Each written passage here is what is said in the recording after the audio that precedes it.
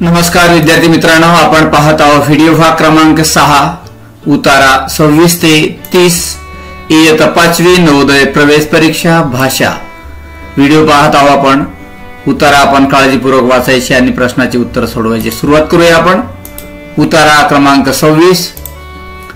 6 दिवस सततच्या पावसानंतर नरेंच्या शेताजवळचा छोटा ओढा एका क्रुद नदीमध्ये परावर्तित झाला होता। 6व्या दिवसाच्या सायंकाळी जेव्हा तो आपल्या गायींना उंचावरच्या जमिनीकडे घेऊन चालला होता तेव्हा तो एका झाडाच्या खोडाशी धडकला आणि पडला। 1-2 क्षण त्याची शुद्ध हरपली। जेव्हा तो सावध झाला तेव्हा त्याची एक म्हातारी गाय भानू त्याचे मुख चाटत होती। अवतीभोवती सगळीकडे पाणी वाढत होते। नरेंच्या डोक्याला लागले होते आणि तो हालचाल करण्यासाठी धडपडत होता। काही मिनिटांच्या नंतर त्याने भानूच्या गळ्याभोवती हात टाकला आणि लटकण्याचा प्रयत्न केला। अखेरीस भानू स्वतःला आणि नरेनला पाण्याबाहेर कोरड्या जमिनीवर ओढून नेण्यात यशस्वी झाली। त्या छोट्याशा बेटांवर नदीच्या मध्यावर नरेन आणि त्याची गाय कुणीतरी आपल्याला सोडवायला येईल म्हणून वाट पाहत राहिली। तर विद्यार्थी मित्रांनो, हा उतारा तुम्ही काळजीपूर्वक वाचायचा आहे आणि यावरील प्रश्न उत्तर तुम्ही सोडवायची आहे।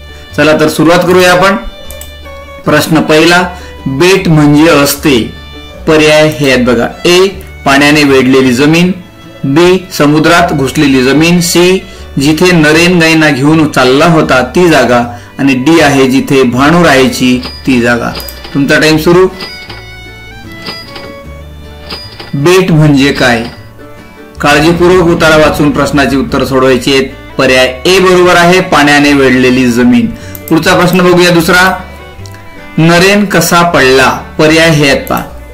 ए, तो भानूच्या पाठीवरून घसरला। बी, तो झाडाच्या खोडाला अडकला। सी, त्याला थंडी सोसेना। आणि डी आहे पाणी अचानक वाढले। तुमचा टाइम सुरू करूया। कोणतं पर्याय यामधलं अचूक असेल त्या पर्यायाला तुम्हाला गोल करायचा आहे। पर्याय बी हे बरोबर आहे, तो झाडाच्या खोडाला अडखळला। तिसरा प्रश्न बघूया। नरेन आपल्या गायींना उंचावरच्या जमिनीकडे का घेऊन गेला? पर्याय हे आहेत पहा। ए, पाऊस पडत होता। बी, नदी क्रुद्ध झाली होती। सी, थंडी पडली होती। आणि डी आहे संध्याकाळ झाली होती। तुमचा टाइम सुरू करूया। वारंवार आपण वाचन करून प्रश्नाची उत्तरं सोडवायची आहेत। पर्याय बी हे बरोबर आहे, नदी क्रुद्ध झाली होती। चौथा प्रश्न आहे पर्याय उतार्यावरचा। अखेरी शब्दाचा अर्थ आहे। पर्याय हे आहेत बघा। ए, कृतज्ञतेने। बी, सुरक्षितपणे। सी, शेवटी। आणि डी आहे आनंदाने। तुमचा टाइम सुरू करूया। अखेरीस या शब्दाचा अर्थ तर सी हे पर्याय बरोबर आहे, शेवटी। पाचवा प्रश्न बघूया। भानू गाईला रिकामी जागा। पर्याय हे आहेत बघा। ए, नरेन बद्दल काळजी वाटली होती। बी, नरेनला पाण्यात ढकलायचे होते। सी, नरेनचे मुख चाटायला आवडत होते। आणि डी आहे नरेनला घेऊन इकडे तिकडे हिंडायला आवडायचे। तुमचा टाइम सुरू करूया। या उतार्यावरील हा शेवटचा प्रश्न आहे बघा। आपण उतारा काळजीपूर्वक वाचायचा आहे आणि उत्तर सोडवायचं आहे। पर्याय ए बरोबर आहे, नरेन बद्दल काळजी वाटली होती। पुढचा उतारा बघूया। उतारा 27। माणसाचं मन कसं असतं त्या विषयाचे प्राध्यापक पहिल्या दिवशी शिकवताना विद्यार्थ्यांना प्रश्न विचारतात। मुलांनो, तुम्हाला या फळ्यावर काय दिसते आहे? फळ्यावर एक मोठा पांढरा कागद लावलेला असे व त्या कागदावर एक छोटासा ठिपका असे। फळ्याकडे पाहून सारी मुले म्हणत, काळा ठिपका सर। मग तो प्राध्यापक म्हणत, माझ्या मित्रांनो, तुम्हाला फक्त छोटासा काळा ठिपका दिसला। त्याच्या भोवती कागदाचा एवढा मोठा पांढरा कागद भाग आहे, त्याकडे तुमचे लक्ष गेले नाही। सुख दुःखाचे असेच आहे। माणसाला आपल्या जीवनातले दुःख दिसते, जीवनातल्या सुखाकडे त्याचे लक्ष जात नाही। तर विद्यार्थी मित्रांनो, हा जो 27वा उतारा आहे तुम्ही समजपूर्वक वाचन करायचा आणि प्रश्नाचे उत्तर सोडवायचं आहे। तर पहिला प्रश्न सोडूया यामधला। मुलांनो, तुम्हाला या फळ्यावर काय दिसते? या प्रश्नाचे विद्यार्थ्यांना दिलेले उत्तर कोणते? पर्याय हे आहेत बघा। ए, फळ्यावर मोठा पांढरा कागद आहे। बी, फळ्यावर काळा रंग लावलेला आहे। सी, फळ्यावर काळा ठिपका आहे। आणि डी आहे फळ्यांवर सगळीकडे दुःखाची छाया दिसते। तुमचा टाइम सुरू करूया। आपण वारंवार हा व्हिडिओ बघा आणि उत्तर वाचा। पर्याय सी हे बरोबर आहे, फळ्यावर काळा ठिपका आहे। दुसरा प्रश्न बघूया, मुलाचे लक्ष कोणत्या भागाकडे गेले नाही? मुलांचे लक्ष पर्याय हे आहेत बघा, ए संपूर्ण फळ्याकडे, बी काळ्या ठिपक्यांकडे, सी आहे ठिपक्याभोवती असलेल्या कागदाच्या पांढऱ्या भागाकडे आणि डी आहे फळ्याला बांधलेल्या दोरींकडे। तुमचा टाइम सुरू करूया। याच प्रकारचे नवनवीन व्हिडिओ न्यू एज्युकेशन चॅनलवर उपलब्ध आहेत। सी हे पर्याय अगदी बरोबर आहे, ठिपक्याभोवती असलेल्या कागदांच्या पांढऱ्या भागाकडे।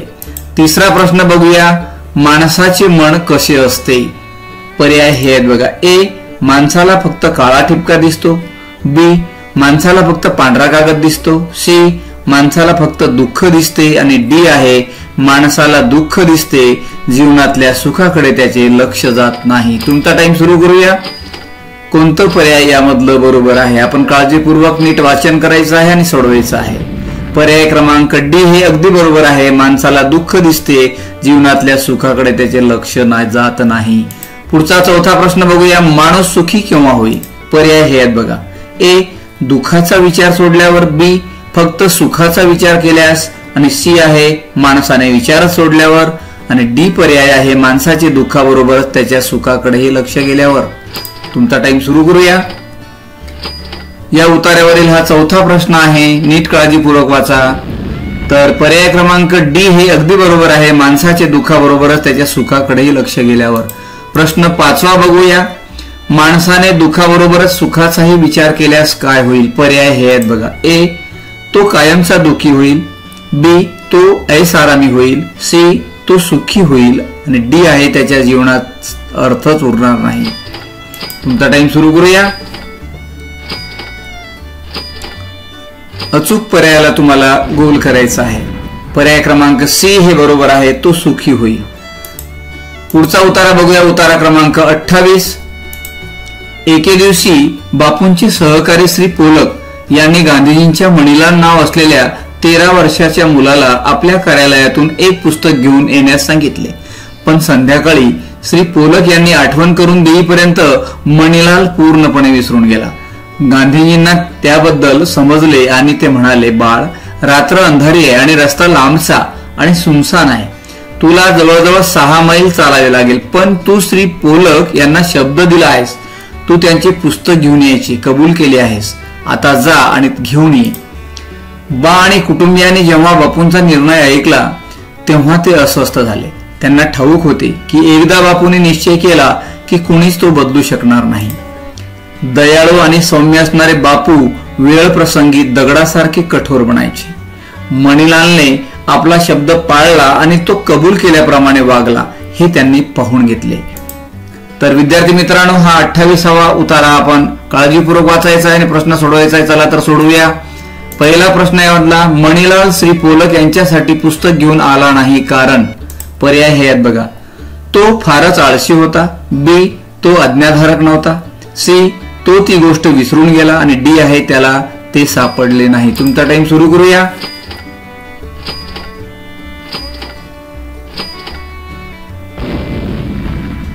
सी हे पर्याय बरोबर आहे, तो ती गोष्ट विसरून गेला। पुढचा प्रश्न, दुसरा प्रश्न बघूया, बापूंनी मणिलालचा काय करायला सांगितले?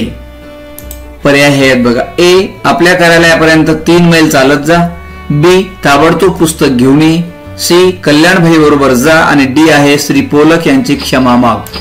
तुमचा टाइम सुरू करूया। उतारा जर आपण काळजीपूर्वक वाचला असेल तर याची उत्तर आपण पटकन देता येईल। बी हे पर्याय बरोबर आहे, ताबडतोब पुस्तक घेऊन ये। तिसरा प्रश्न बघूया, गांधीजींनी मणिलालला कार्यालयाकडे रात्री पाठवण्याचा आग्रह धरला कारण त्याची इच्छा होती। पर्याय हे आहेत बघा, ए त्याला शिक्षा करण्याची, बी की तो धीट मुलगा बनावा, सी की त्याने लांबवर चालावे, डी आहे की त्याने आपला शब्द पाळायला शिकावे। पर्याय हे आहेत बघा तुमच्या समोर आणि तुमचा टाइम सुरू।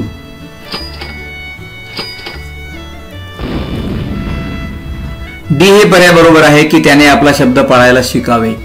चौथा प्रश्न बघूया, या गोष्टीत पहिल्यांदा काय घडले? पर्याय हे आहेत बघा, ए मणिलाल पुस्तकाविषयी साफ विसरून गेला, बी गांधीजींनी मणिलालला पुस्तक घेऊन यायला सांगितले, सी श्री पोलक यांनी मणिलालला पुस्तक घेऊन यायला सांगितले आणि डी आहे बा आणि कुटुंबीय गांधीजींच्या गोष्टीवरून घाबरले. तुमचा टाइम सुरू करूया.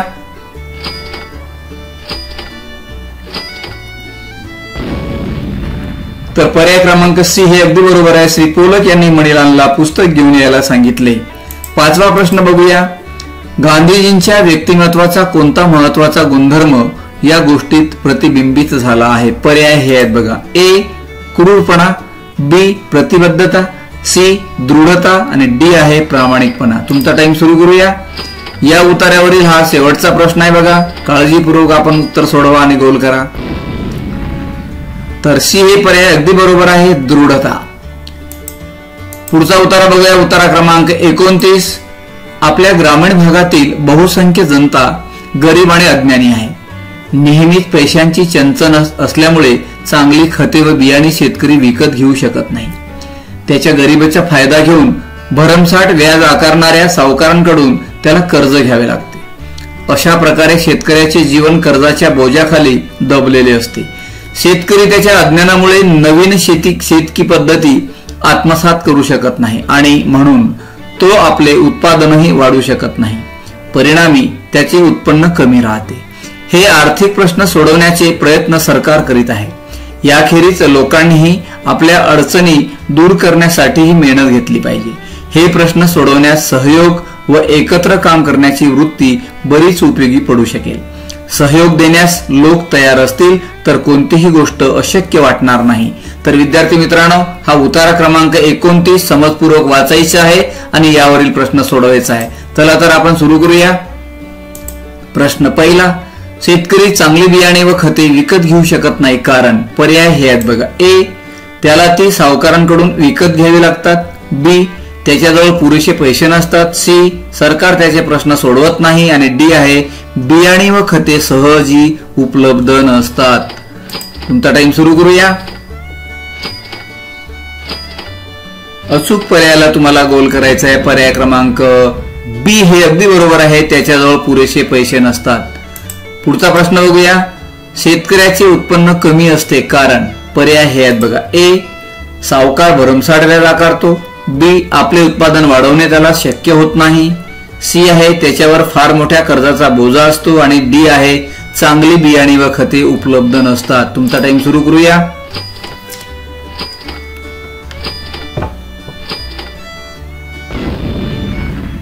तर बी हे पर्याय बरोबर आहे, आपले उत्पादन वाढवणे त्याला शक्य होत नाही. पुढचा तिसरा प्रश्न पाहूया.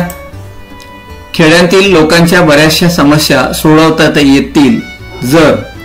पर्याय हे आहेत बघा. ए त्यांना सरकारी मदत मिळेल, बी सावकार भरमसाठ व्याज आकारणार नाही, सी लोक सहयोग देण्यास तयार असतील आणि डी आहे चांगली बियाणे व खते सहज उपलब्ध केली जातील. तुमचा टाइम सुरू करूया.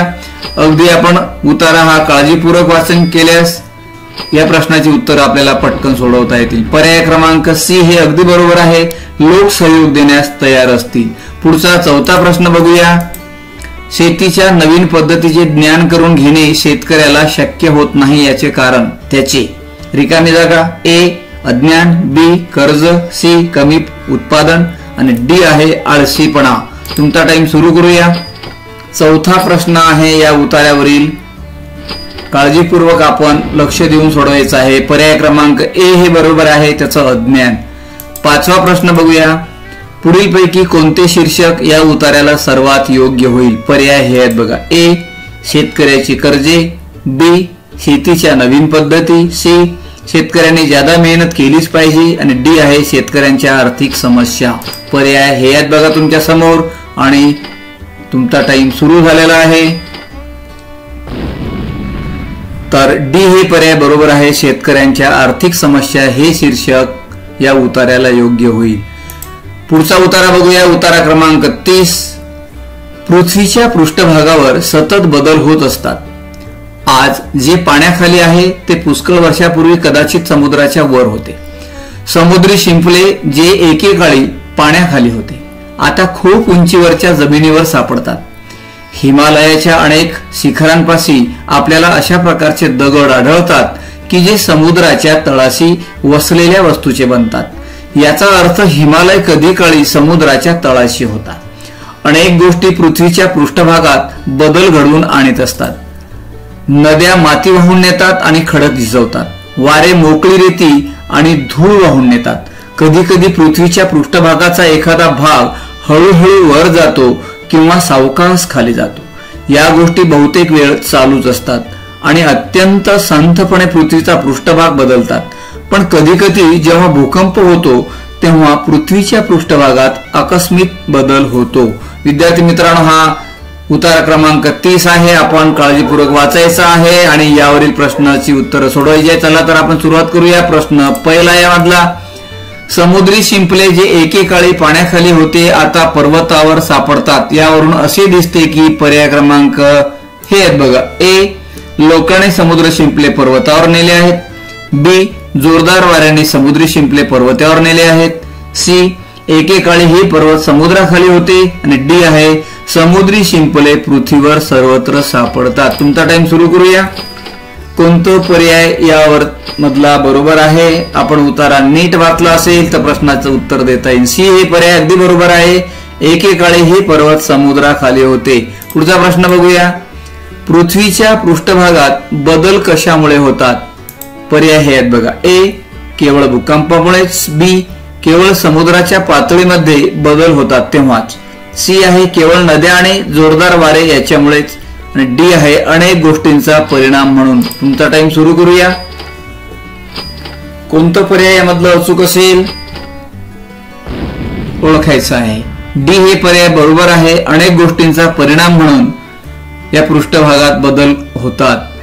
पुढचा प्रश्न बघूया. तिसरा, पृथ्वीच्या पृष्ठभागातील बदल रिकामी जागा. पर्याय हे आहेत बघा. ए, नेहमीच सावकाश होतात. बी, नेहमीच आकस्मिक होतात. सी, सर्वसाधारणपणे सावकाश पण कधी कधी आकस्मिक होतात. डी आहे, सर्वसाधारणपणे आकस्मिक पण कधी कधी सावकाश होतात. तुमचा टाइम सुरू करूया. आपण नीट पर्याय वाचायचे आहेत आणि प्रश्न वाचायचा आहे आणि सोडवायचा आहे बघा. नक्कीच यश आपल्याला मिळेल. सी हे पर्याय अगदी बरोबर आहे. सर्वसाधारणपणे सावकाश पण कधी कधी आकस्मिक होतात. पुढचा चौथा प्रश्न बघूया. हिमालयाच्या अनेक शिखरांपाशी आपल्याला अशा प्रकारचे दगड आढळतात की जे समुद्राच्या तळाशी असलेल्या वस्तूंचे बनतात. याचा अर्थ असा की पर्याय क्रमांक हे आहेत बघा. ए, हिमालय नेहमी समुद्राच्या वर राहिलेला आहे. बी, हिमालय कधी काळी समुद्राच्या तळाशी होता. सी, हिमालयात भूकंप होतात. डी आहे, पृथ्वीच्या पृष्ठभागात काही बदल झालेले नाहीत. तुमचा टाइम सुरू करूया. पर्याय नीट वाचायचा आहे आणि प्रश्न सुद्धा काळजीपूर्वक वाचून सोडवायचा आहे. पर्याय क्रमांक बी हे बरोबर आहे. हिमालय कधी काळी समुद्राच्या तळाशी होता. यावरचा आपण शेवटचा प्रश्न बघूया. या उतार्याला सर्वाधिक योग्य शीर्षक कोणते? पर्याय हे आहेत बघा. ए, पृथ्वीच्या पृष्ठभागातले बदल. बी, हिमालयातले बदल. सी, भूकंप आकस्मिक बदल घडवतात. आणि डी आहे, पृथ्वी हळूहळू बदलते. तुमचा टाइम सुरू. अशाच प्रकारचे नवनवीन शिष्यवृत्तीचे आणि नवोदयाचे व्हिडिओ पाहण्यासाठी आपण न्यू एज्युकेशन चॅनलला सबस्क्राईब करा आणि नोटिफिकेशन मिळवा. पर्याय क्रमांक ए अगदी बरोबर आहे, पृथ्वीच्या पृष्ठभागातले बदल. तर विद्यार्थी मित्रांनो, धन्यवाद.